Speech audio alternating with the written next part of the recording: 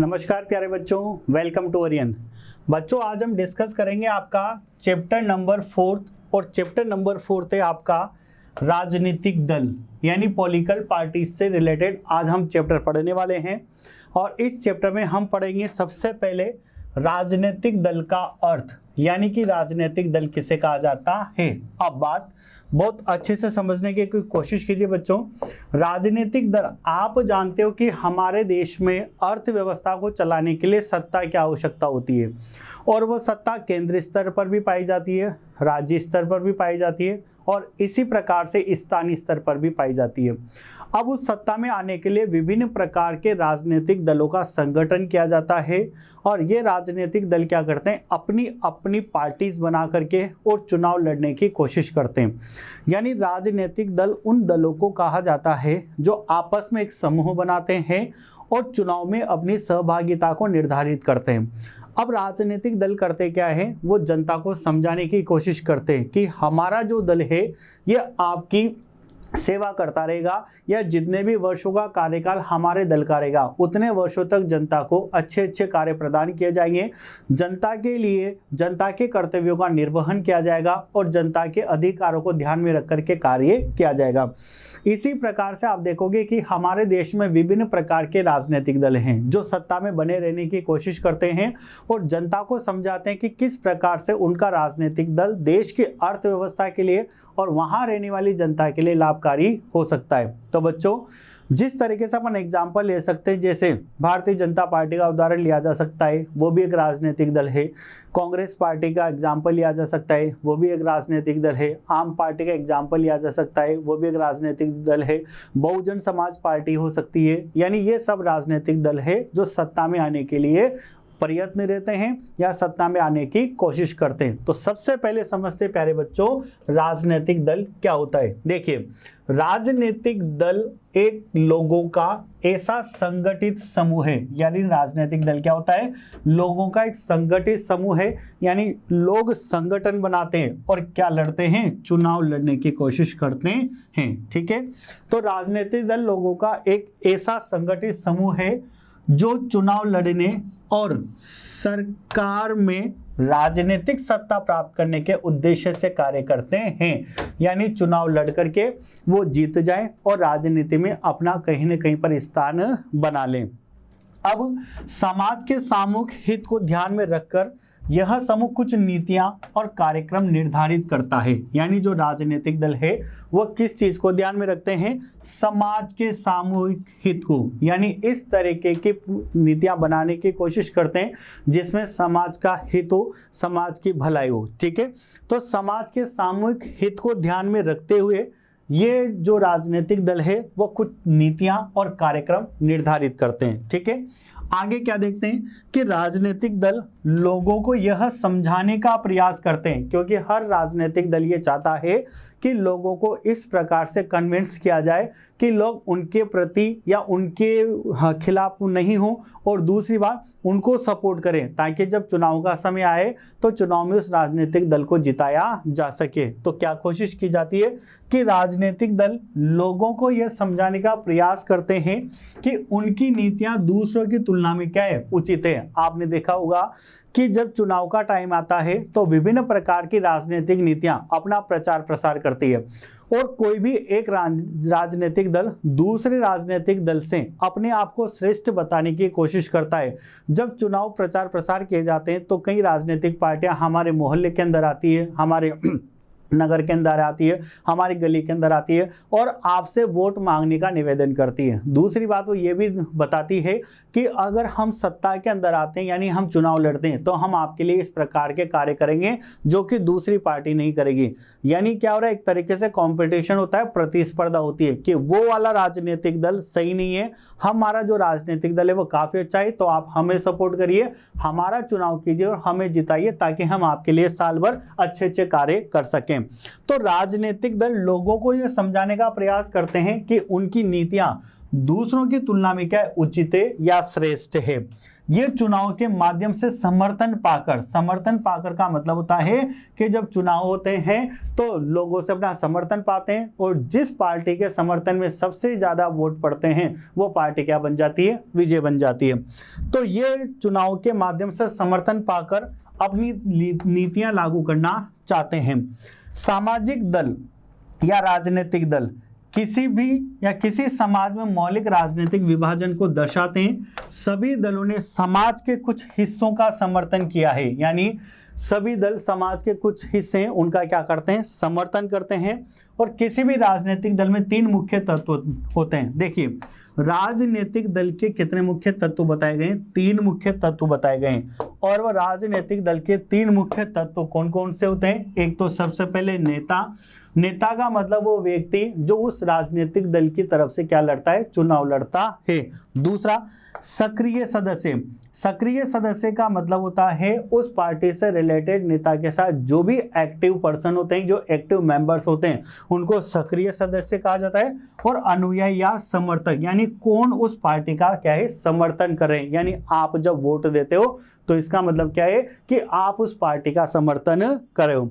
तो प्यारे बच्चों सबसे पहले हमने टॉपिक पढ़ा है राजनीतिक दल से अभिप्राय, यानी राजनीतिक दल किसे कहा जाता है। अब देखिए बच्चों टॉपिक को आगे बढ़ाते हैं और एक बेसिक टॉपिक है राजनीतिक दल के कार्य, यानी राजनीतिक दल क्या क्या कार्य करने का काम करता है या किस प्रकार के कार्य करने का उत्तरदायित्व तो राजनीतिक दल के पास होता है। देखिए बच्चों अगर राजनीतिक दल के कार्यों की बात करें तो राजनीतिक दल राजनीतिक पदों को भरते हैं, यानी सरकार के पदों को भरा जाता है राजनीतिक दलों के द्वारा। अगर कोई भी पद खाली है तो राजनीतिक दल के माध्यम से सरकार चुनाव लड़वाती है और फिर सरकार उस सत्ता में किसी न किसी राजनीतिक दल को लेकर के आती है। राजनीतिक सत्ता का प्रयोग या कार्य निम्न प्रकार है। जैसे अब सबसे पहले कार्य की बात करते हैं अपन कि राजनीतिक दल का सबसे पहला कार्य क्या है। देखिए राजनीतिक दल का सबसे पहले कार्य क्या होगा, चुनाव लड़ना। भाई आप ये देखिए कि सबसे पहला कार्य चुनाव लड़ना ही है और चुनाव लड़के जब वो जीत जाएगी तो बाद के कार्य तो आगे डिसाइड करे जाएंगे जो जनता की सेवा के लिए समर्पित रहेंगे। लेकिन कम से कम पहले सत्ता में आने के लिए सबसे पहला क्या काम करना होगा, उन राजनीतिक दलों को विपक्षी राजनीतिक दल से चुनाव लड़ने पड़ेंगे। जैसे आप देखते हो भारत में बहुजन समाज पार्टी, बीजेपी यानी बीजेपी में भारतीय जनता पार्टी और कांग्रेस, इनके मध्य कई प्रकार के चुनाव होते हैं। तो देखिए सबसे पहला कार्य क्या होगा, राजनीतिक दल का मुख्य कार्य क्या रहेगा, चुनाव लड़ना है। सबसे पहला कार्य चुनाव लड़ना है और सब बातें बाद की रहेगी। ठीक है। अधिकांश लोकतांत्रिक देशों में चुनाव राजनीतिक दलों द्वारा खड़े किए गए उम्मीदवारों के मध्य संपन्न होते हैं। यानी जो लोकतांत्रिक देश है, अब हमारा देश क्या है, लोकतांत्रिक देश है। तो लोकतांत्रिक देशों के अंदर क्या होता है कि जो राजनीतिक दल होते हैं वो राजनीतिक दल सबसे पहला तो क्या करते हैं, अपना उम्मीदवार खड़ा करते हैं। यानी जैसे मान लो अगर किसी भी पार्टी का एग्जाम्पल ले लिया जाए तो सबसे पहले पार्टी ये निर्धारित करेगी कि अगर किसी भी पद के लिए चुनाव किए जा रहे हैं तो उस पद के लिए सबसे अच्छा उम्मीदवार कौन सा होगा। क्योंकि आप जानते हो बच्चों उम्मीदवार भी ऐसा होना चाहिए जिसकी समाज के अंदर पहचान अच्छी हो, ठीक है, जिसको लोग जानते हो और जिसके सामाजिक कार्य काफ़ी अच्छे रहे हों, जिसका सोशल बैकग्राउंड काफ़ी अच्छा रहा हो। उस उम्मीदवार की पहचान करती सबसे पहले पार्टी यानी राजनीतिक दल और फिर उस उम्मीदवार को चुनाव लड़ाया जाता है ताकि जीतने के चांसेस ज़्यादा हो जाए। क्योंकि अगर एक ऐसे व्यक्ति को राजनीतिक दल चुनाव के लिए खड़ा कर दें जिसकी समाज में कोई पहचान नहीं है तो उस व्यक्ति का चुनाव जीत पाना काफ़ी असंभव हो जाता है। इसलिए उस व्यक्ति का चुनाव किया जाता है जो उस चुनाव के लिए बिल्कुल प्रत्यक्ष रूप से सटीक बैठता है। तो लोकतांत्रिक देशों के अंदर राजनीतिक दल सबसे पहले क्या करेंगे, अपना उम्मीदवार खड़ा करते हैं। ठीक है। उसके बाद ये उम्मीदवार पार्टी के सबसे वरिष्ठ नेता या पार्टी के सदस्यों द्वारा चुने जाते हैं और ये उम्मीदवार जो पार्टी है उसके वरिष्ठ सदस्यों के द्वारा चुना जाता है। अमेरिका जैसे कुछ लोकतांत्रिक देशों में उम्मीदवार का चुनाव दल के सदस्य और समर्थक करते हैं। अमेरिका जैसे देशों के अंदर जो लोकतांत्रिक देश हैं इनके अंदर उम्मीदवार का चुनाव कौन करते हैं, चुनाव दल या चुनाव दल के सदस्य और समर्थक करते हैं। ठीक है। दूसरी बात करते हैं बच्चों, दूसरा क्या कार्य होता है राजनीतिक दल का। राजनीतिक दल नीतियों और कार्यक्रमों को मतदाताओं के सामने रखते हैं, ठीक है। यानी आप जानते हो कि राजनीतिक दल वही सक्सेस होता है जो मतदाताओं को अपनी ओर आकर्षित कर सके, क्योंकि जो उम्मीदवार खड़ा होता है उसका भविष्य या वो सत्ता में आएगा या नहीं आएगा, ये किसके द्वारा निर्धारित किया जाता है? देश की जनता यानी देश के मतदाताओं के द्वारा निर्धारित किया जाता है।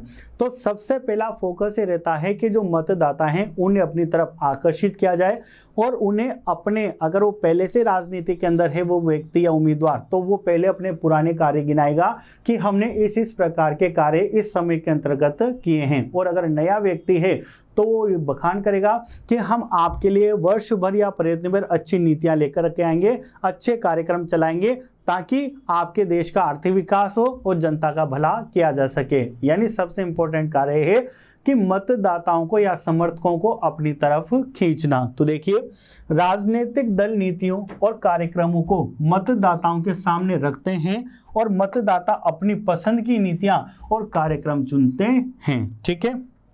अगली बात करते हैं अपन, राजनीतिक दल देश के कानून बनाने के लिए महत्वपूर्ण भूमिका निभाते हैं। देखिए, जो राजनीतिक दल है भाई, कानून तो किसके द्वारा बनाया जाता है? देश की सरकार या न्यायालय के द्वारा बनाया जाता है, लेकिन उनके अंदर राजनीतिक दलों की काफी महत्वपूर्ण भूमिका होती है, क्योंकि समाज में होने वाले विभिन्न प्रकार के सामाजिक परिवर्तनों के आधार पर समय समय पर हमारे संविधान के अंदर संशोधन करने की आवश्यकता होती है।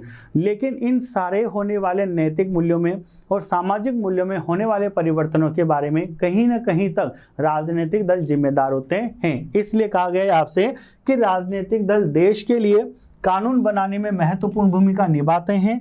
कोई भी कानून तब तक बिल नहीं बन सकता जब तक कि बहुमत पार्टी इसे समर्थन नहीं देती है। यानी समर्थन आना चाहिए। अगर कोई नया कानून बनने जा रहा है तो उसमें राजनीतिक पार्टियों का समर्थन होना आवश्यक होगा, तब जाकर के कोई नया संशोधन कानून के अंदर आ सकेगा। अगली बात करते हैं बच्चों, अपन पॉइंट नंबर 4 डिस्कस करते हैं कि राजनीतिक दल सरकार बनाते और चलाते हैं। यानी सरकार बनाने का काम किसका होता है? राजनीतिक दलों का होता है। तो सरकार भी राजनीतिक दल के द्वारा बनाई जाती है और चलाई भी राजनीतिक दल के द्वारा ही जाती है। और साथ ही साथ क्या करते हैं? नीतियों और बड़े फैसलों के मामले में निर्णय नेता ही लेते हैं, और ये नेता विभिन्न दलों के हो सकते हैं। यानी विभिन्न प्रकार के जो बड़े फैसले होते हैं वो किसके द्वारा लिए जाते हैं? उस राजनीतिक दल के जो प्रधान नेता होते हैं उन्हीं के द्वारा ये विभिन्न प्रकार के निर्णय डिसाइड किए जाते हैं या लिए जाते हैं। अगला पॉइंट बात करते हैं अपन चुनाव में हारने वाली। देखो, अब बात किसकी आ रही है? हारने वाली राजनीतिक दल की बात आ रही है, ठीक है।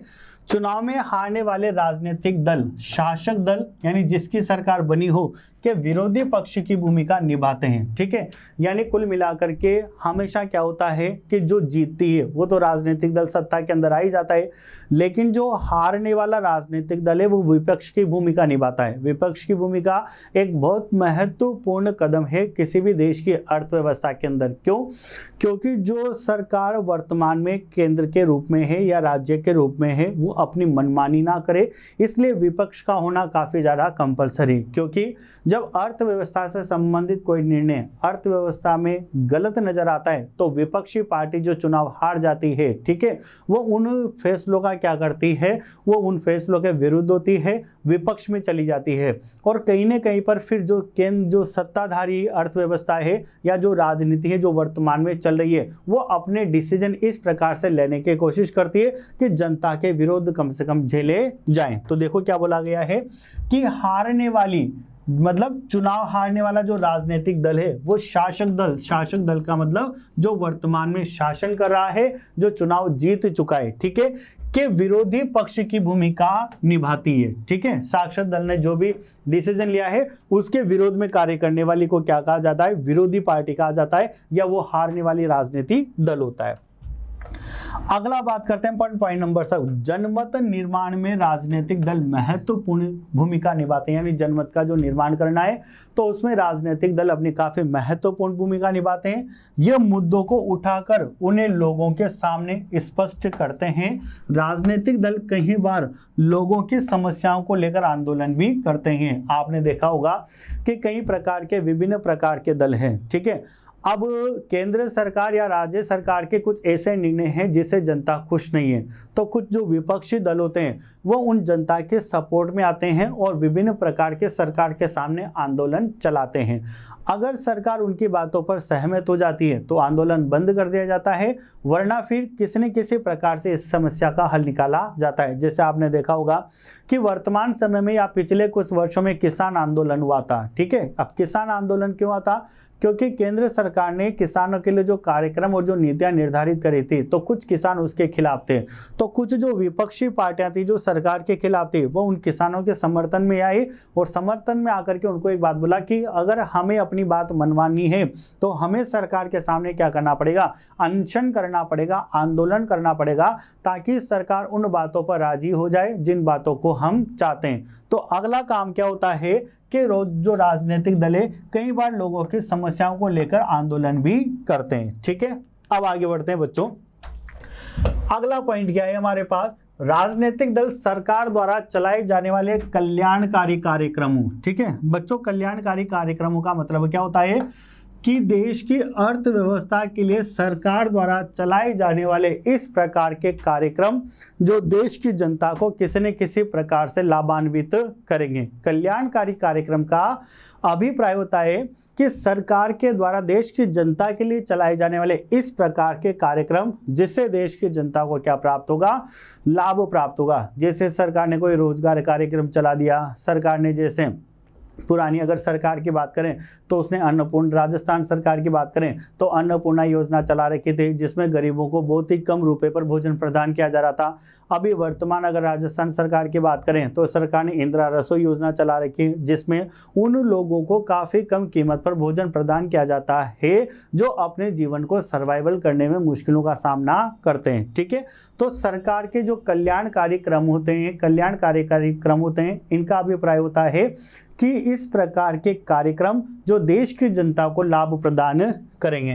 तो राजनीतिक दल सरकार द्वारा चलाए जाने वाले कल्याणकारी कार्यक्रमों तथा योजनाओं को लोगों तक पहुंचाते हैं, ठीक है। जो राजनीतिक दल क्या काम करते हैं कि सरकार जितने भी प्रकार के कल्याणकारी कार्यक्रम चला रही है उसे देश की जनता को पहुंचाएंगे।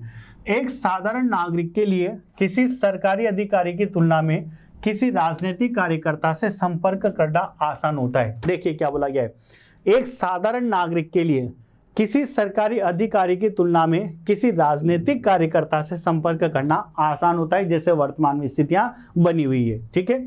दलों को भी अपने लोगों की मांगों और जरूरतों पर ध्यान देना होता है, अन्यथा अगले चुनाव में लोग उन्हें हरा सकते हैं, ठीक है। क्या होगा, अगर कोई भी राजनीतिक दल जिससे जनता का बहुमत मिल गया और वो वर्तमान में सत्ता में आ चुका है तो उसको क्या करना होता है, जनता की मांगों को या जनता की आवश्यकताओं को पूरा करना होता है, क्योंकि वो बहुत अच्छे से जानते हैं कि इस बार हमें जो चुनाव जितवाए वो जनता ने जितवाए।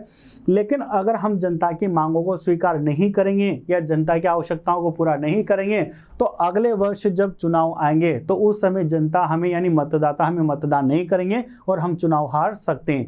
इसलिए जितने भी राजनीतिक दल जो सत्ता में बैठे रहते हैं उनकी मजबूरी हो जाती है, या मजबूरी नहीं करके हम उनको उत्तरदायित्व भी बोल सकते हैं। उनका उत्तरदायित्व है कि जिस जगह वो सत्ता पर बैठे हुए हैं उस जगह जहां उनका दायरा है वहां के लोगों की आवश्यकताओं को वो अपना उत्तरदायित्व समझ करके पूरा करें, ठीक है।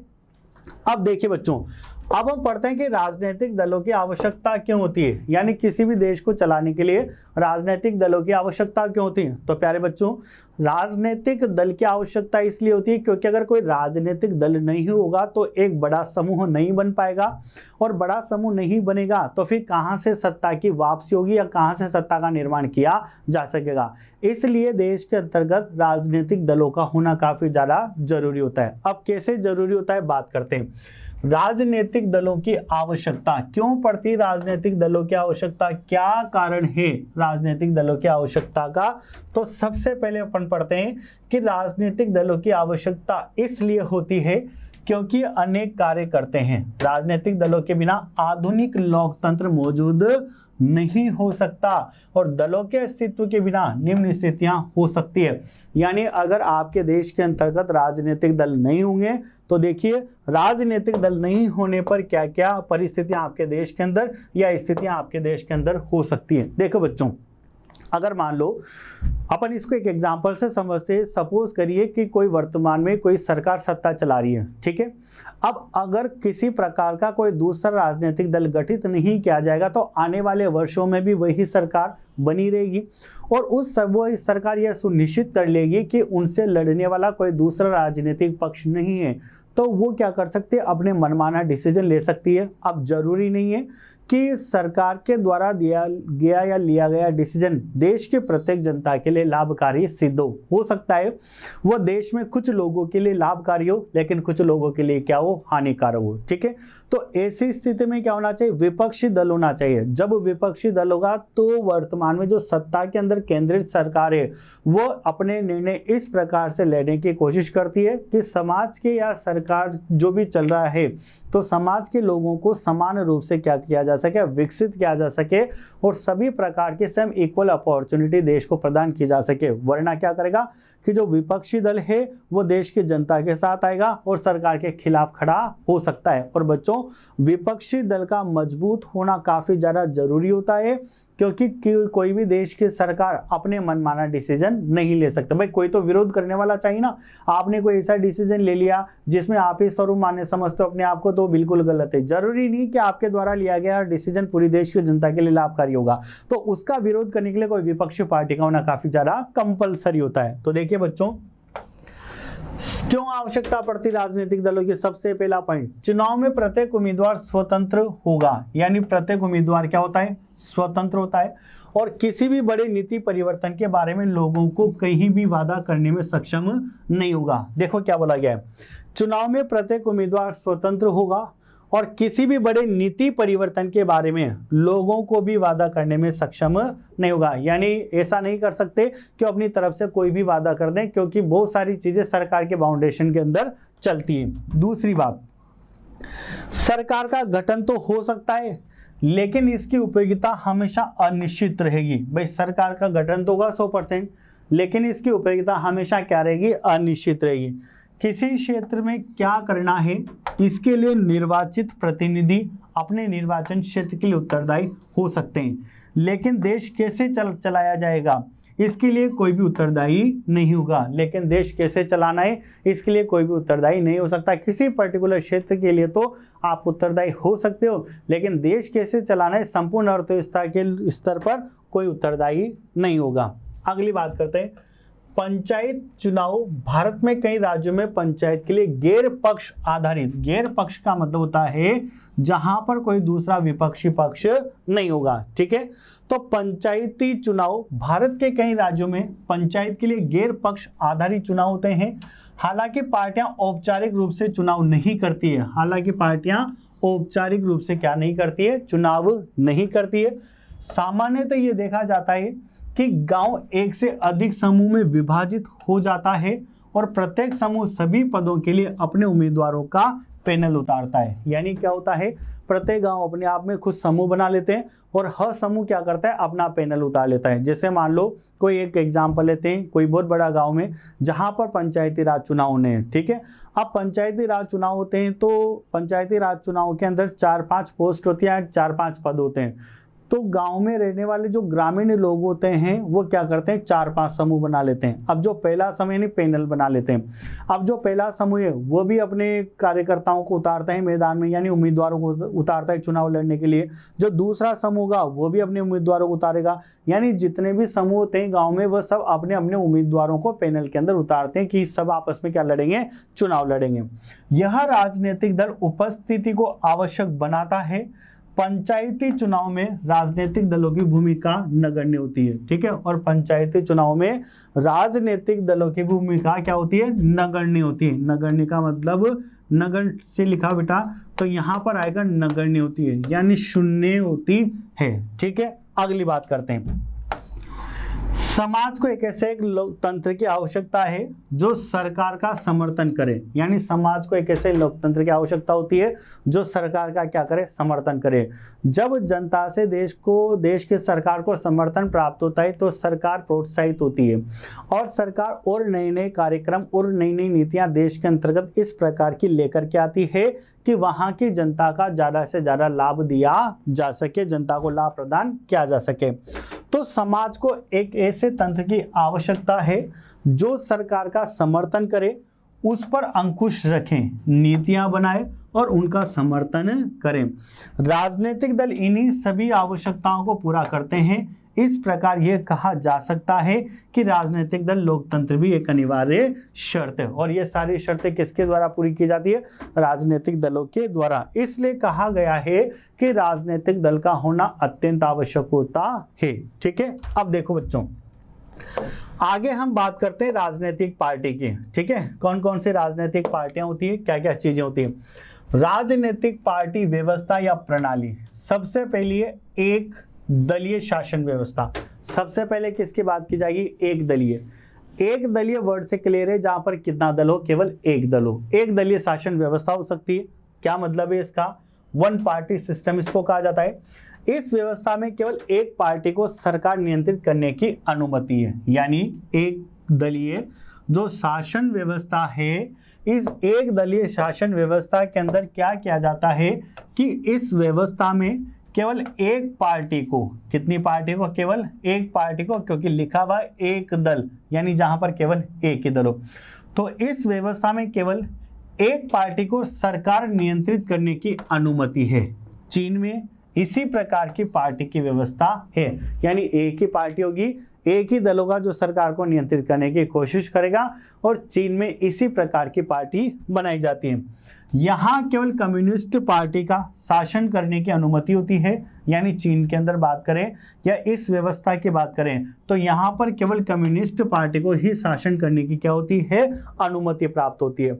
लोकतंत्र के लिए यह प्रणाली एक अच्छा विकल्प नहीं है, और जहां पर लोकतंत्र है वहां पर यह प्रणाली का अच्छा विकल्प नहीं मानी जाती है, क्योंकि यह प्रतिस्पर्धी पार्टियों को सत्ता हासिल करने का एक उचित अवसर प्रदान नहीं करती है। क्योंकि जो प्रतिस्पर्धी पार्टी है, अगर कहीं पर कम्युनिस्ट पार्टी है या एकल शासन व्यवस्था है, तो दूसरी पार्टी राजनीति या दूसरे राजनीतिक दल किसी भी प्रकार से सत्ता में नहीं पहुंच सकते, किसी भी प्रकार से सत्ता में नहीं आ सकते। और सबसे बेस्ट उदाहरण माना जाता है इसके लिए चीन। ठीक है, आगे देखते हैं बच्चों। अब बात किसकी की जाएगी आपसे? दो दलीय शासन व्यवस्था। यहां पर यानी कि शासन चलाने के लिए कितने दल हैं? दो दल हैं। ठीक है, एक दल शासन चलाएगा और देखते हैं दूसरे दल से क्या अभिप्राय होता है या दूसरा दल क्या कार्य करेगा। तो देखिए, इस व्यवस्था में दो पार्टियों को बहुमत हासिल करने और सरकार बनाने का अवसर मिलता है। यानी दो दलीय शासन व्यवस्था में दो पार्टियों को शासन कर चलने का अधिकार प्राप्त होता है, या फिर दो पार्टियां में से कौन सी पार्टी अपनी सरकार बनाएगी, ये किसके अंदर चलता है?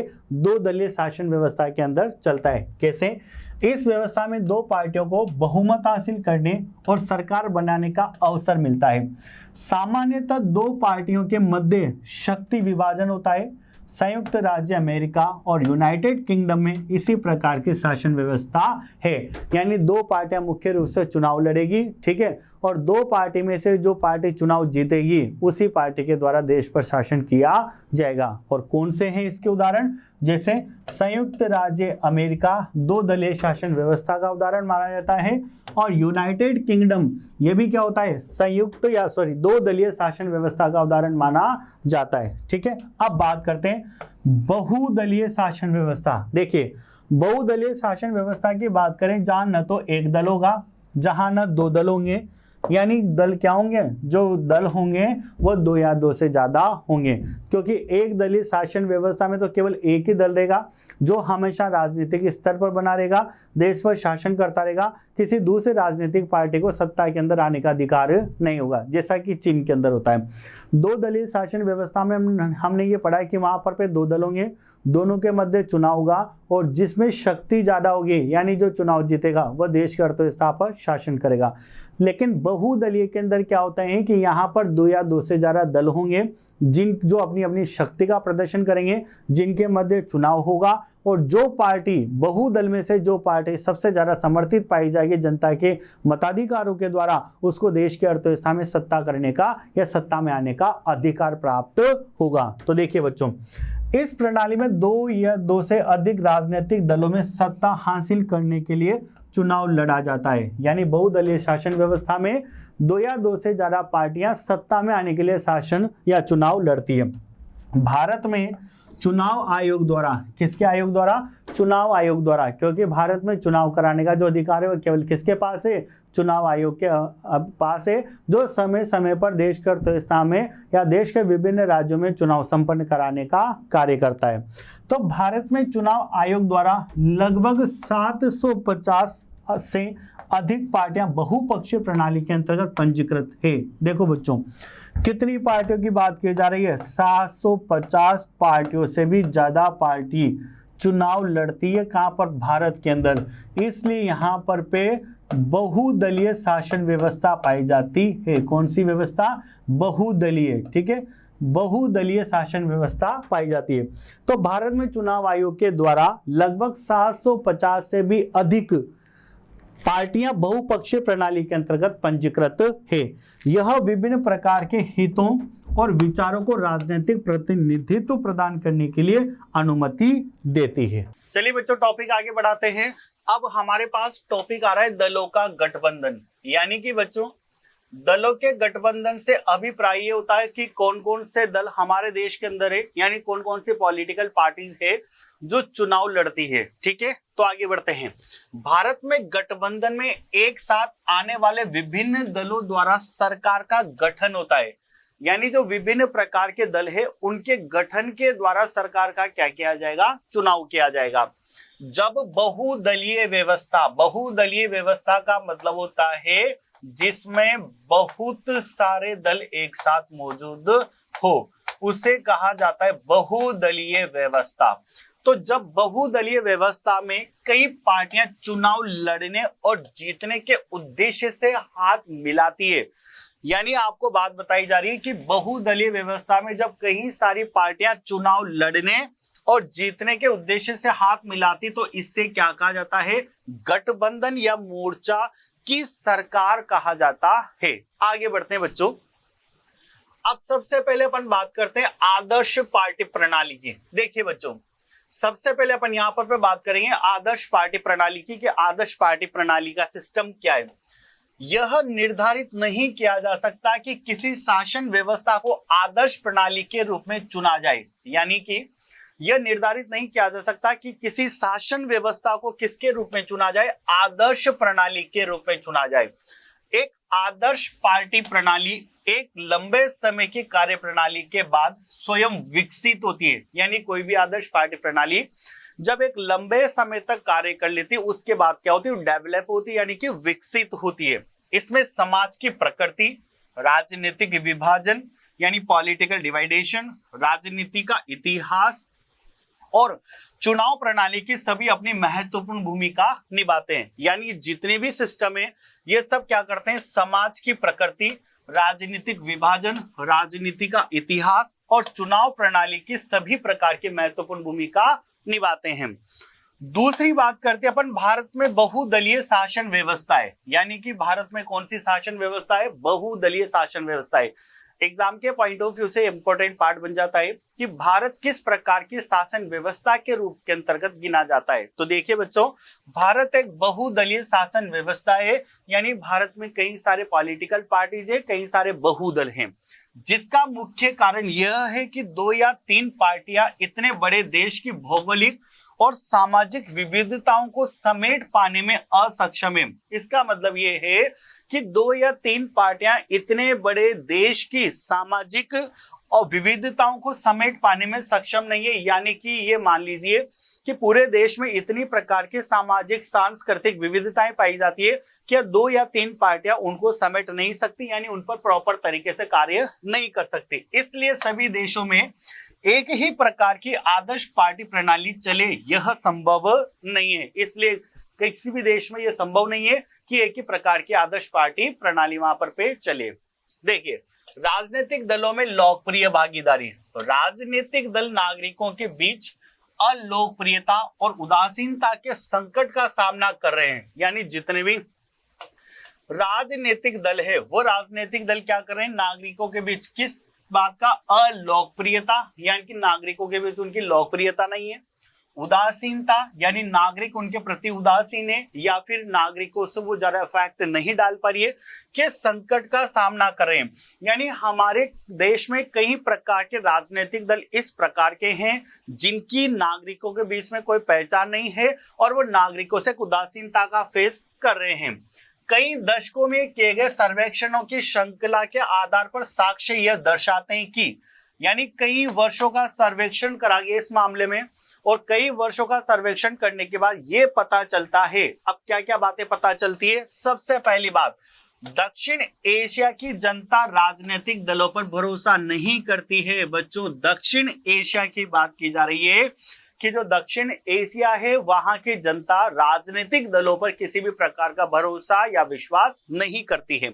दूसरी बात, राजनीतिक दलों के कामकाज में लोगों की भागीदारी का स्तर काफी ऊंचा है। यानी राजनीतिक दलों के कामकाज में जो लोगों की भागीदारी है इसका स्तर काफी ज्यादा ऊंचा है। तीसरी बात, कनाडा की बात कर ली जाए, जापान की बात कर ली जाए, स्पेन और दक्षिण कोरिया जैसे कई उन्नत देशों की तुलना में कुछ राजनीतिक दल के सदस्यों का अनुपात भारत में क्या है, उच्च है। यानी सीधी सी तुलना की जा रही है कनाडा, जापान, स्पेन और दक्षिण कोरिया जैसे कई उन्नत देशों की तुलना में कुछ राजनीतिक दल के सदस्यों का अनुपात भारत में क्या है, उच्च है। यानी किसी प्रकार से कई सदस्यों का पद काफी ऊंचा है हमारे देश में राजनीतिक दलों के अंदर, अगर इन देशों की तुलना की जाए तो।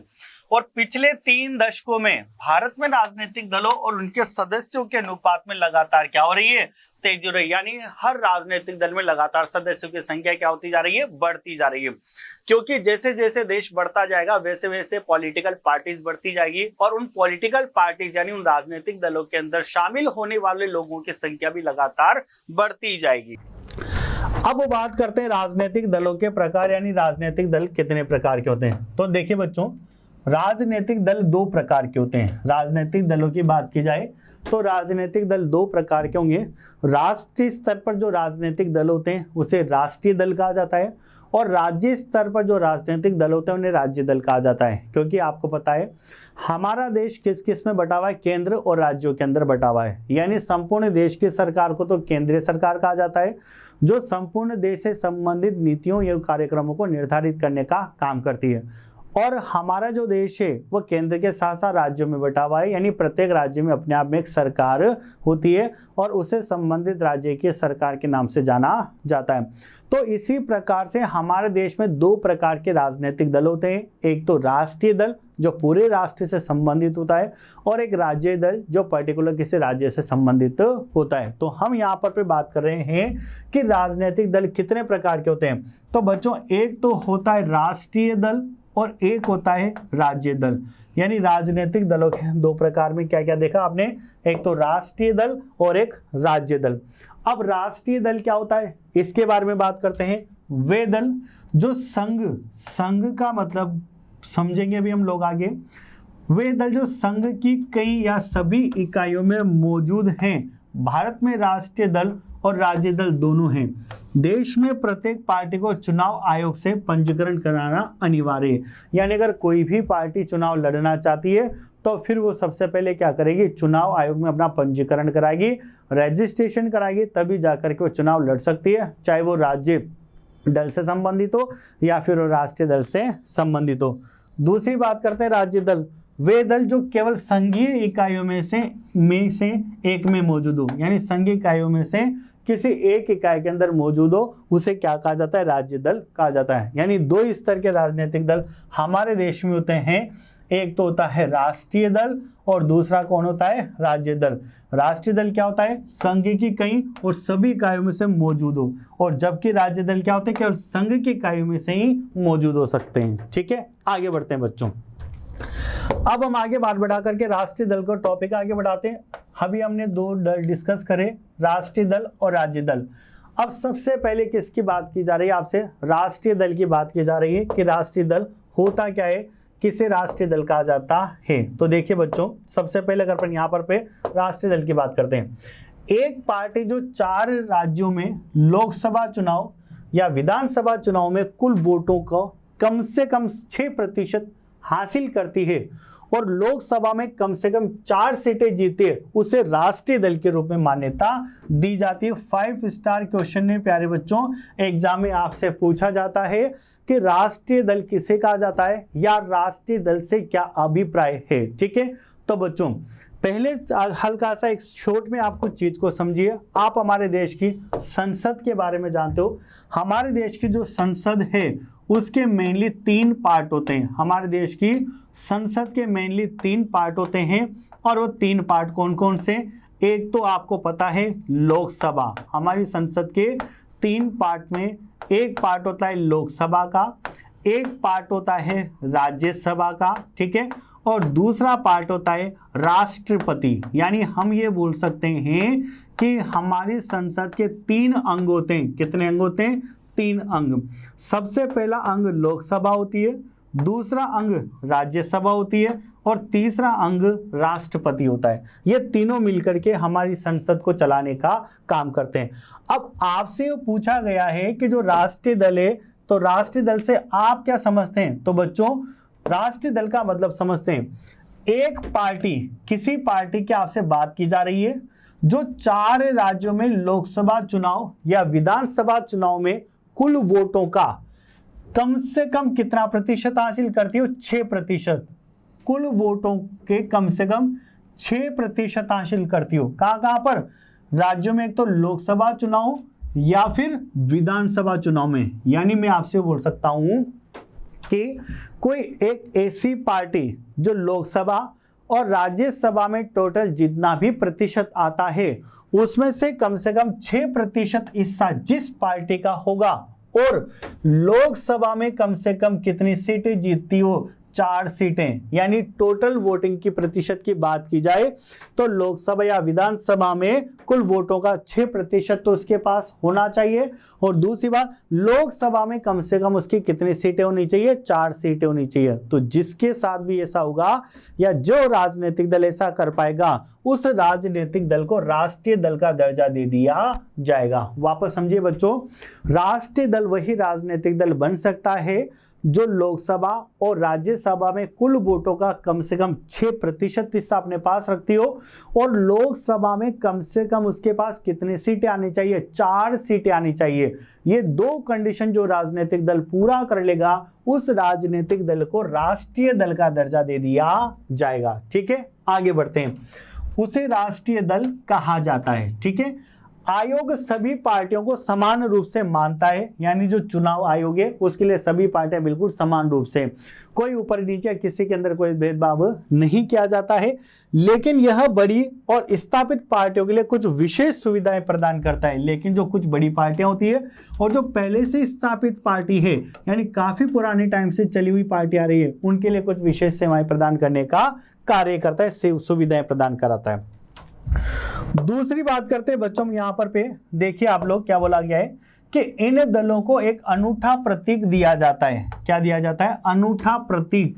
यानी हर दल की अपनी कोई ना कोई पहचान होती है। जैसे बीजेपी का जो साइन है वो कमल है, कांग्रेस का हाथ का पंजा है, बहुजन समाज पार्टी का भी है। यानी सब दलों को अपने आप एक स्पेशल पहचान या प्रतीक प्रदान किया जाता है। ठीक है, तो राष्ट्रीय दलों को एक अनूठा प्रतीक दिया जाता है। केवल उस पार्टी के आधिकारिक उम्मीदवार ही चुनाव प्रतीक का उपयोग कर सकते हैं केवल, और जो चुनाव प्रतीक का प्रयोग कर सकते हैं वो केवल उसी पार्टी के कर सकते हैं जिस पार्टी को वो प्रतीक दिया गया है। इस उद्देश्य के लिए चुनाव आयोग द्वारा इस विशेषाधिकार और कुछ अन्य विशेष सुविधाएं प्राप्त करने वाली पार्टियां मान्यता प्राप्त है। यानी केवल उन्हीं को दिया जाता है जिनको चुनाव आयोग के द्वारा क्या दी गई है? मान्यता प्रदान करी गई। चुनाव आयोग ऐसी पार्टियां जिनकी ऐसे राजनीतिक दल जिनके द्वारा उसे मान्यता प्रदान करी गई है उनके लिए एक स्पेशल प्रतीक या साइन प्रदान करता है। यही कारण है कि इन पार्टियों को मान्यता प्राप्त राजनीतिक दल कहा जाता है और इसी वजह से इन पार्टियों को मान्यता प्राप्त या राजनीतिक दल के नाम से जाना जाता है। अब बात आ रही है किसकी? राष्ट्रीय दल की बात आ रही है। तो हमारे देश में कई प्रकार के राजनीतिक दल ऐसे हैं जिनको चुनाव आयोग के थ्रू राष्ट्रीय दल का दर्जा दिया गया है। और अभी हमने पढ़ा कि राष्ट्रीय दल का दर्जा किस प्रकार से प्राप्त होता है। तो लोकसभा या राज्यसभा में वोटों का 6% कम से कम उस दल के पास होना चाहिए और लोकसभा में कम से कम उसकी 4 सीटें होना चाहिए, उसको राष्ट्रीय आयोग का दर्जा दे दिया जाएगा। ठीक है, राष्ट्रीय दल का दर्जा दे दिया जाएगा। अब समझते हैं, अब कुछ राजनीतिक दल हमारे देश की अर्थव्यवस्था में मौजूद हैं। सबसे पहला भारतीय राष्ट्रीय कांग्रेस, इंडियन नेशनल कांग्रेस। देखिए, कांग्रेस की बात की जा रही है, जो 1885 ईस्वी में स्थापित विश्व के सबसे पुराने दलों में से एक है। यानी कांग्रेस पार्टी विश्व के जितने भी पुराने दल हैं, केवल भारत की बात नहीं की जा रही है, विश्व के जितने भी राजनीतिक दल हैं उन सब पुराने राजनीतिक दलों में से एक दल माना जाता है भारतीय राष्ट्रीय कांग्रेस। और जिसकी स्थापना कब करी गई थी? 1885 ईस्वी के अंदर की गई थी। यह पार्टी कमजोर वर्गों और अल्पसंख्यकों की धर्मनिरपेक्षता तथा कल्याण को समर्थन करती है। और जो ये पार्टी किसको समर्थित करती है? कि कमजोर वर्गों, अल्पसंख्यकों का मतलब होता है कि समुदाय के अंदर जिस समाज की संख्या कम होती है उसे अल्पसंख्यक के रूप में जाना जाता है। किसी समुदाय के अंदर जिस समाज की संख्या, या समाज में एक ऐसा समाज जो देश की अर्थव्यवस्था की तुलना में काफी छोटा हो, जिसकी देश में जनसंख्या काफी कम हो, उसे अल्पसंख्यक के नाम से जाना जाता है। तो कांग्रेस पार्टी क्या करेगी? एक तो कमजोर वर्गों को, ठीक है, और एक अल्पसंख्यकों को, और एक धर्मनिरपेक्षता तथा कल्याण को समर्थन करती है। अब वर्तमान समय में क्या है, क्या चल रहा है, क्या नहीं चल रहा, इसकी जानकारी आप सबको अच्छे से है, लेकिन हमें हमारे नोट्स के अकॉर्डिंग, हमारी चीजों के अकॉर्डिंग या कॉन्सेप्ट के साथ जो बात है वो हम लोगों को यहाँ पर पढ़नी पड़ेगी। दूसरी सबसे बड़ी पार्टी आती है, आप जानते हो, भारतीय जनता पार्टी, जिसको हम लोग बीजेपी बोलते हैं। ठीक है, इस पार्टी की स्थापना वर्ष 1980 में भारतीय जनसंघ को पुनर्जीवित करके की गई थी। कब करी गई थी? 1980 के अंदर। ठीक है, 1980 में भारतीय जनसंघ को पुनर्जीवित करके की गई थी। इस पार्टी का उद्देश्य, ठीक है, अभी आपने कांग्रेस पार्टी का उद्देश्य पढ़ा था, अब इस पार्टी के उद्देश्य की बात करते हैं कि भारतीय जनता पार्टी का क्या उद्देश्य है। इस पार्टी का उद्देश्य भारत की प्राचीन संस्कृति और मूल्यों से प्रेरणा लेकर एक मजबूत और आधुनिक भारत का निर्माण करना है। बहुत अच्छी बात कही गई है। ठीक है, हम किसी पार्टी के समर्थन की यहाँ पर बात नहीं कर रहे, लेकिन एक बात बहुत अच्छी बोली गई यहाँ पर कि इस पार्टी का जो उद्देश्य है वो क्या है? एक तो हमारे देश की संस्कृति को बचाना, एक हमारे देश के मूल्यों से प्रेरणा लेना, और एक मजबूत या आधुनिक भारत का निर्माण करना भारतीय जनता पार्टी का उद्देश्य रहा है। इस पार्टी का मार्गदर्शक सांस्कृतिक राष्ट्रवाद रहा है और मुख्य प्रेरक सिद्धांत हिंदुत्व है। और मुख्य प्रेरक सिद्धांत क्या है? हिंदुत्व है। यह वर्ष 1998 में कई राज्य और क्षेत्रीय दलों सहित राष्ट्रीय जनतांत्रिक गठबंधन के नेता के रूप में सत्ता में आए थे। यानी मजबूत रूप से ये सत्ता में कब आई? 1998 के समय। अगली बात करते हैं बच्चों, बहुजन समाज पार्टी। तीसरी जो बड़ी पार्टी हमारे देश को, उससे क्या कहा जाता है? बहुजन समाज पार्टी। अब बहुजन समाज पार्टी क्या है? यह वर्ष 1984 में काशीराम के नेतृत्व में, किसके नेतृत्व में? काशीराम के नेतृत्व में। ठीक है, ये कब आई थी भारतीय जनता पार्टी? 1980 में आई। और बहुजन समाज की पार्टी की बात करें तो 1984 के अंतर्गत सत्ता में आई। ठीक है, तो यह वर्ष 1984 में काशीराम के नेतृत्व में स्थापित की गई थी। यह पार्टी समाज के लिए शक्ति का प्रतिनिधित्व करने और सुरक्षित करने की मांग करती है, जिससे दलित, आदिवासी व अन्य पिछड़ा वर्ग और धार्मिक अल्पसंख्यक शामिल हैं। ठीक है, यानी बहुजन समाज पार्टी को 1984 में काशीराम के नेतृत्व में स्थापित किया गया। इंपोर्टेंट पॉइंट है बच्चों, आप यहां पर ध्यान रखिएगा, अगर एग्जाम में क्वेश्चन पूछ लिया जाए कि बहुजन समाज पार्टी का किसके नेतृत्व में गठन किया गया, यह स्थापित की गई, तो आपका आंसर क्या होगा? काशीराम के नेतृत्व में। ठीक है, आगे बढ़ते हैं बच्चों। अगला दल कौन सा आता है? राष्ट्रीय दल भारतीय कम्युनिस्ट पार्टी, यानी मार्क्सवादी पार्टी। अब भारतीय कम्युनिस्ट पार्टी 1964 की बात की गई है आपसे। ठीक है, इसकी स्थापना कौन से वर्ष में हुई है? 1964 में। 1964 के अंदर भारतीय कम्युनिस्ट पार्टी यानी मार्क्सवादी पार्टी की स्थापना की गई। यह मार्क्सवाद, लेनिनवाद में विश्वास करती है, समाजवाद, धर्मनिरपेक्षता और लोकतंत्र का समर्थन करती है। यानी कि जो भारतीय कम्युनिस्ट पार्टी है ये किस किस में, एक तो समाजवाद के अंदर, दूसरा एक धर्मनिरपेक्षता के अंदर, और तीसरा लोकतंत्र। इन चीजों का समर्थन करने का कार्य किसका है? भारतीय कम्युनिस्ट पार्टी का है। या यूं बोल सकते हैं भारतीय कम्युनिस्ट पार्टी समाजवाद का, धर्मनिरपेक्षता का और लोकतंत्र का समर्थन करती है तथा साम्राज्यवाद और सांप्रदायिकता का विरोध करती है। किसका विरोध करती है? एक तो साम्राज्यवाद और एक सांप्रदायिकता का विरोध करती है। ठीक है। दूसरी बात, भारतीय कम्युनिस्ट पार्टी, उसको तो मार्क्सवादी है, अब केवल किसकी बात की जा रही है आपसे? भारतीय कम्युनिस्ट पार्टी की बात की जा रही है। और भारतीय कम्युनिस्ट पार्टी की स्थापना की बात करें तो कब हुई है? 1925 के अंदर। यह मार्क्सवाद, लेनिनवाद, धर्मनिरपेक्षता और लोकतंत्र में विश्वास करती है और अलगाववाद, किसकी बात की जा रही है आपसे? अलगाववाद और सांप्रदायिकता की शक्तियों का क्या करती है? विरोध करती है। अगली बात करते हैं राष्ट्रीय कांग्रेस पार्टी। अब हम बात करें किसकी बच्चों? राष्ट्रीय कांग्रेस पार्टी की। कांग्रेस पार्टी के विभाजन के बाद 1999 में जब कांग्रेस पार्टी का विभाजन हुआ, जब हमारे देश से कांग्रेस पार्टी का विभाजन हुआ तो कांग्रेस पार्टी से एक नई अलग पार्टी बनकर के आई और उस पार्टी को किसका नाम दिया गया? राष्ट्रवादी कांग्रेस पार्टी का नाम दिया गया। और ये राष्ट्रवादी कांग्रेस पार्टी कब स्थापित करी गई? वर्ष 1999 में स्थापित करी गई।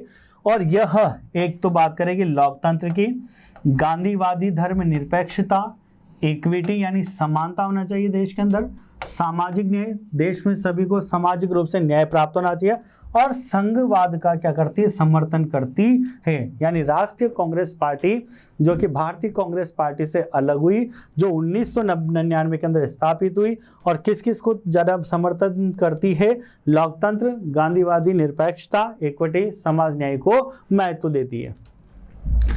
आगे बात करते हैं अपन तृणमूल कांग्रेस। ठीक है, इसका गठन कांग्रेस से अलग होकर 1997 में किया गया। अब तृणमूल कांग्रेस का गठन कब करा गया? 1997 के अंदर। और इसकी संस्थापक अध्यक्ष किसको बनाया गया? ममता बनर्जी को बनाया गया। ठीक है बच्चों, तृणमूल कांग्रेस की जो स्थापना करी गई वो ममता बनर्जी के वहां पर पे ममता बनर्जी को अध्यक्ष बनाया गया। और इसकी स्थापना कब करी गई? 1997 में करी गई। तृणमूल कांग्रेस और फॉरवर्ड ब्लॉक बंगाल के दो क्षेत्रीय दल हैं। यानी आप देखोगे आज बंगाल में किसकी सत्ता है? ममता बनर्जी की सत्ता है।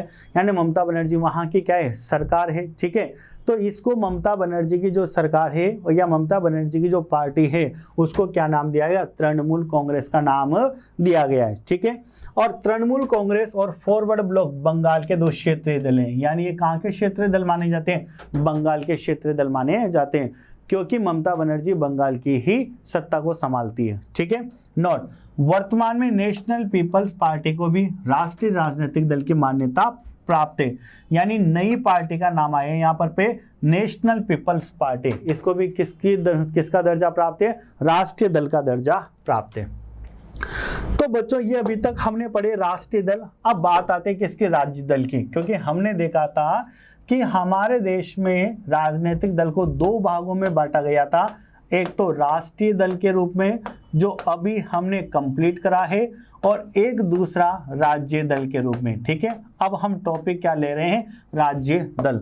तो देखिए किस प्रकार से राज्य दल हमारे देश की अर्थव्यवस्था के अंदर मौजूद हैं। तो प्यारे बच्चों, सबसे पहले डिस्कस करते हैं एक पार्टी जो एक राज्य की विधानसभा, किसकी बात की जा रही है?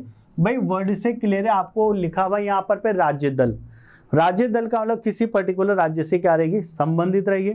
और राज्य के अंदर क्या होती है? विधानसभा होती है। ठीक है, तो देखिए एक पार्टी जो एक राज्य की विधानसभा के चुनाव में कुल वोट का कम से कम 6% प्राप्त करती हो। ठीक है, यानी राज्य दल उस दल को कहा जाता है, कोई भी पार्टी जो उस राज्य की विधानसभा के कुल वोटों का कितना प्रतिशत? कम से कम 6%।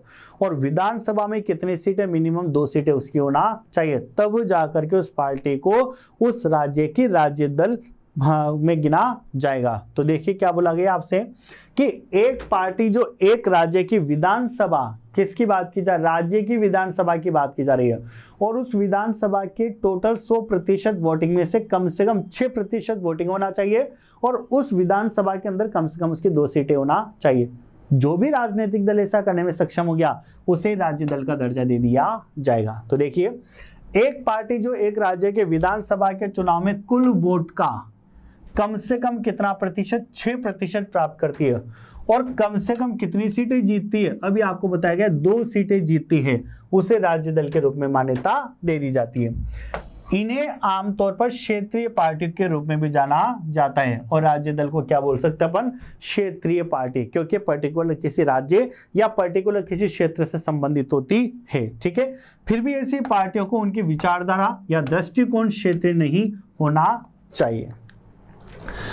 अब देखते हैं बच्चों कि राजनीतिक दलों के लिए क्या क्या चुनौतियां होती है, यानी जो राजनीतिक दल होते हैं उन्हें किन किन चुनौतियों का सामना करना पड़ता है। तो हम बात करते हैं अपन राजनीतिक दलों के लिए चुनौतियां। सबसे पहले डिस्कस करते हैं, संपूर्ण दुनिया में लोग राजनीतिक दलों के प्रदर्शन से असंतुष्ट हैं, क्योंकि पता है कि आप जानते हो देश और दुनिया में कोई सा भी राजनीतिक दल बन जाए, देश की पूरी जनता को या पूरी जनता की आवश्यकताओं को संतुष्ट करना किसी भी कंडीशन में संभव नहीं होता है।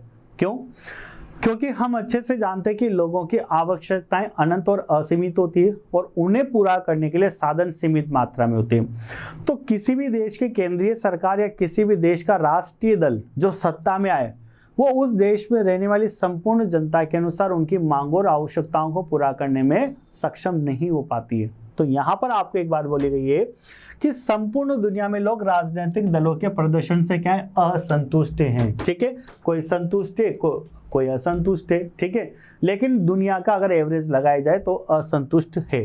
असंतोष और आलोचना से राजनीतिक दलों के काम में 4 समस्याओं का ध्यान केंद्रित किया गया है। अब कौन कौन सी समस्याएं हो, तो सबसे पहले अपन बात करते हैं पहली समस्या की, कि सबसे पहली समस्या क्या आती है राजनीतिक दलों के सामने। ये पहली चुनौती है बच्चों। पहली चुनौती क्या आती है कि दलों में आंतरिक लोकतंत्र की कमी, यानी जो राजनीतिक दल हैं उनके अंदर आंतरिक लोकतंत्र की कमी पाई जाती है। क्या है ये? अधिकांश राजनीतिक दलों में सत्ता एक या कुछ नेताओं के हाथ में केंद्रित है। ठीक है, यानी अधिकांश जो राजनीतिक दल है उनमें सत्ता या तो एक या अधिकांश लोगों के हाथ में केंद्रित है। पार्टी के साधारण सदस्यों को पार्टी के अंदर की घटनाओं के विषय में पर्याप्त जानकारी नहीं मिलती है। देखिए, बहुत इंपॉर्टेंट बात है, यानी अगर आप किसी पार्टी से जुड़े हुए हो तो उस पार्टी में जितने भी प्रकार की घटनाएं घटित होती है, आंतरिक मामलों में हर एक नेता को या हर एक सदस्य को उसकी जानकारी नहीं होती है, क्योंकि जो कुछ जानकारी होती है कुछ प्रमुख नेता अपने आप में सीक्रेट बातों को लेकर के चलते हैं। नेता पार्टी के नाम पर निर्णय लेने के लिए अधिक शक्ति ग्रहण करते हैं। ठीक है, और जो नेता हैं वो पार्टी के नाम पर निर्णय लेने के लिए ज्यादा शक्ति का प्रदर्शन करते हैं। दूसरी बात, दूसरी चुनौती क्या रहेगी? वंशवादी उत्तराधिकारी। देखिए बच्चों, वंशवादी ये काफी इंपॉर्टेंट फैक्टर है। वंशवादी यानी शुरू से चली आने वाली परंपरा की आपसे बात की जा रही है। ठीक है, तो देखिए क्या बोला गया आपको कि कई राजनीतिक दलों के शीर्ष पदों पर साधारण रूप से एक ही परिवार के सदस्यों का नियंत्रण रहता है। यानी कुछ ऐसी पार्टियां हैं हमारे देश के अंदर जो पारिवारिक रूप से चली आ रही है। कुछ ऐसी पार्टियां हैं जिनके राजनीतिक दल में उनके वंशज ही चले आ रहे हैं। ठीक है, पहले भी उन्हीं के परिवार के थे, बीच में भी उन्हीं के परिवार के आए, और आज भी उन्हीं के परिवार के हैं, और आने वाले समय भी उन्हीं के परिवार के हैं। वंशज ही चल रहा है एक तरीके से पर्टिकुलर किसी एक पार्टी के अंदर। यह लोकतंत्र के लिए भी बुरा है, क्योंकि जरूरी नहीं है कि परिवार के सारे सदस्य उसी के अंदर होना चाहिए, या सत्ता में केवल वही परिवार होना चाहिए।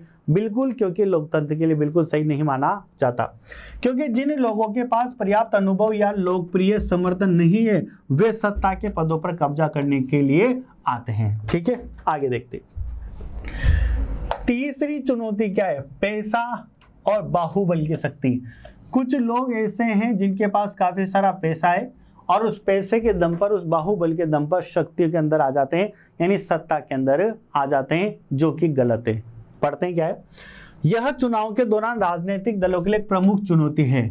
चूंकि पार्टियां केवल चुनाव जीतने पर केंद्रित है, इसलिए चुनाव जीतने के किसी भी विधि का उपयोग करते हैं। इस तरह विधियां निम्न है, यानी पार्टी के लिए सब कुछ क्या होता है? चुनाव जीतना हो जाता है। अब चुनाव जीतने के लिए वो कुछ भी कर सकती है। क्या क्या चीजों करती है? देखो, वे उन उम्मीदवारों को नामांकित करते हैं जो पैसों को इकट्ठा या बढ़ा सकते हैं, यानी उन लोगों को आगे बढ़ाया जाता है जो कलेक्शन ज्यादा कर सकते हैं। ठीक है। दूसरा, समृद्ध लोगों और पार्टियों को धन देने वाली संस्थाएं पार्टियों की नीतियों और निर्णयों को प्रभाव डालती है। ठीक है, यानी समृद्ध लोगों और पार्टियों को धन देने वाली संस्थाएं, ठीक है, यानी जो पार्टी को धन दे रही है अपना एडवर्टाइजमेंट करने के लिए, अपना ज्ञापन करने के लिए, ठीक है, उनको धन देने वाली जो संस्थाएं वो भी उनके निर्णयों पर प्रभाव डालती है। कुछ मामले पार्टियों का समर्थन करते हैं जिनसे वो चुनाव जीत सकते हैं। ठीक है, और चौथी चुनौती क्या होती है?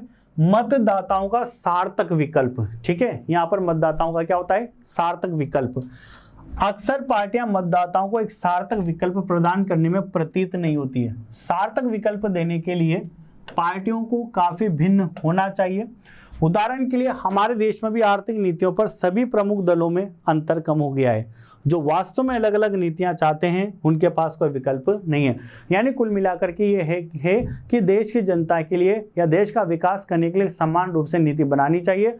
अलग अलग प्रकार की नीतियां नहीं होना चाहिए ताकि समाज में एकरूपता लाई जा सके। ठीक है, अब बात करते हैं बच्चों राजनीतिक दलों में सुधार। यानी राजनीतिक दलों में सुधार का क्या मतलब है? तो चुनौतियों का सामना करने के लिए राजनीतिक दलों को सुधारने की आवश्यकता है। यानी समाज में जो चुनौतियों का सामना करना पड़ता है राजनीतिक दलों को या नागरिकों में पहचान बनाने की बात की जाए तो अगर किसी भी राजनीतिक दल को अपने देश में कोई स्पेशल पहचान या आइडेंटिटी बनानी है या समाज के नागरिकों के प्रति या नागरिकों का भरोसा जीतना है तो फिर इस प्रकार के काम करने पड़ेंगे जिससे उस दल की पहचान एक नागरिकों के अंदर बने। तो यहाँ पर भी बात की जा रही है कि चुनौतियों का सामना करने के लिए राजनीतिक दलों को सुधारने की आवश्यकता है। यानी अगर चुनौतियों का सामना करना है तो जितने भी प्रकार के राजनीतिक दल हैं उनको सुधारने की आवश्यकता है। हमारे देश में राजनीतिक दलों और उनके नेताओं को सुधारने के लिए जो प्रयास किए गए हैं या जो सुझाव दिए गए हैं वो निम्न प्रकार है। यानी हमारे देश में जो राजनीतिक दल है उनको सुधारने के लिए या उन राजनीतिक दल के अंदर जो भी नेता हुए उनको सुधारने के लिए क्या क्या प्रयास करेंगे उन प्रयासों की हम लोग यहाँ पर फिर बात करने वाले हैं। सबसे पहला पॉइंट है विरोधी कानून। देखिए अब विरोधी कानून क्या होता है? इस कानून के अनुसार विधायक या सांसद चुनाव के बाद पार्टी को बदल नहीं सकते। देखिए क्या बोला गया है कि किसी विधायक की बात कर ली जाए या किसी सांसद के चुनाव की बात कर ली जाए तो इसके बाद वो अपनी पार्टी को नहीं बदल सकते हैं। यानी जिस पार्टी के हैं उसी पार्टी के वो हो सकते हैं, अर्थात दल बदल की नीति नहीं अपना सकते हैं। यदि कोई विधायक सांसद पार्टी को बदलता है तो वह विधानसभा या लोकसभा में अपनी सीट को खो देगा। यानी अगर कोई भी विधायक या कोई भी सांसद अपनी पार्टी को बदलता है तो वो अपनी सीट यानी अपने पद को क्या कर देगा? खो देगा, अगर उसको किसी दूसरी पार्टी के अंदर शामिल होना है।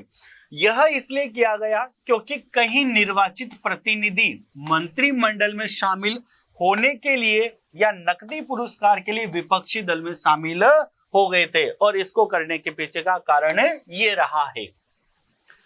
अब बात करते हैं संपत्ति और आपराधिक मामलों का विवरण। तो धन और अपराधियों के प्रभाव को कम करने के लिए किसकी बात की जा रही है? धन और अपराधियों के प्रभाव को कम करने के लिए सर्वोच्च न्यायालय, देखिए बच्चों सर्वोच्च न्यायालय यानी हमारे देश का सबसे बड़ा न्यायालय, यानी कि किसकी बात की जा रही है?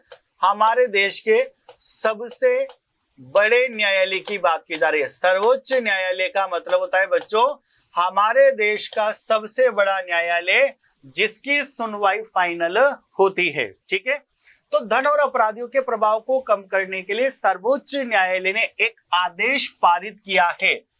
अब सभी उम्मीदवारों के लिए अपनी संपत्ति का विवरण एक शपथ पत्र के माध्यम से देना और उनके खिलाफ लंबित आपराधिक मामलों की जानकारी देना अनिवार्य कर दिया है।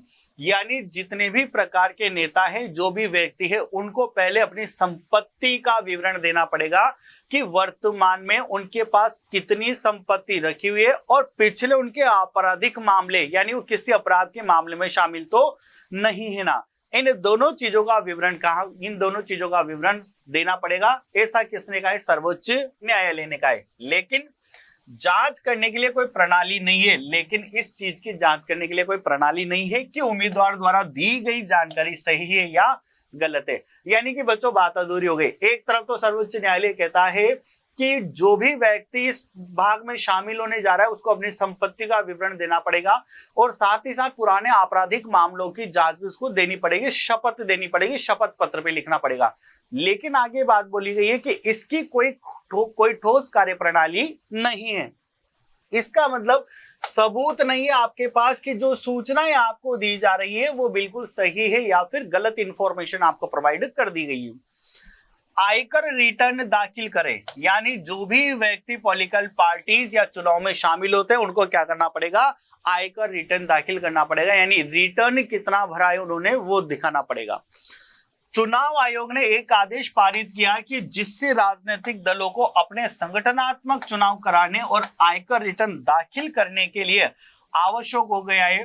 दलों ने ऐसा करना शुरू कर दिया है, लेकिन कभी कभी यह मात्र औपचारिकता ही रह जाती है, यानी आयकर रिटर्न दाखिल करना पड़ेगा, लेकिन लास्ट में बोल दिया गया है कि लेकिन कभी कभी किन्हीं परिस्थितियों में क्या रह जाती है, केवल एकमात्र औपचारिकता के रूप में ही रह जाती है।